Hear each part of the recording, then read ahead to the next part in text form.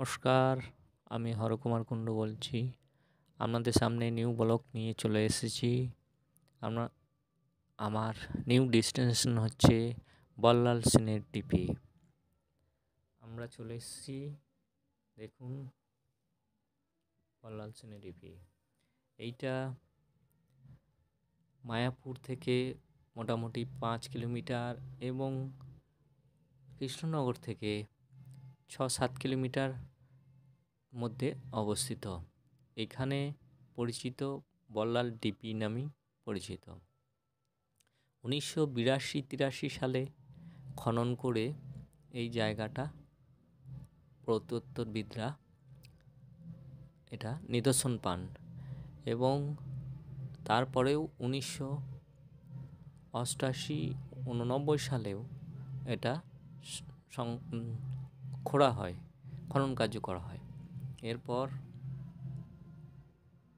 এখান থেকে বহু জিনিসপত্র, আসবাবপত্র, মূর্তি, পুরাতন বাসনপত্র, পোড়ো মাটির ইট এসব পাওয়া যায়। এইগুলো আনুমানিক দ্বাদশ শতকের বলে মনে করা হয়, আনুমানিক দ্বাদশ শতক। আর রাজা সেন বংশের রাজা বল্লাল সেন এখানে রাজত্ব করেছিলেন এবং এটা রাজপ্রাসাদ ছিল।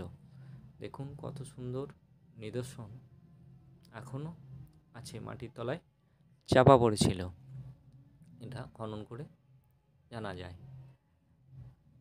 এটা হচ্ছে নবদ্বীপ ও মায়াপুর থেকে আপনারা মিডিল স্থলেই এটা অবস্থিত। এই যে দেখছেন কত সুন্দর নিদর্শন, আমরা কাছে এলে বোঝা যায় কত সুন্দর এই কারুকার্য করা, মনে হয় একটা পাহাড়কে কেটে কেটে তৈরি করা হয়েছে। এরপর এই যে এইখান থেকে আমরা এরপরে যাব আমরা মায়াপুরে একটা নতুন জায়গা, যেটা সরস্বতী গোস্বামী ঠাকুর এটা মঠের মূল প্রতিষ্ঠা করেন।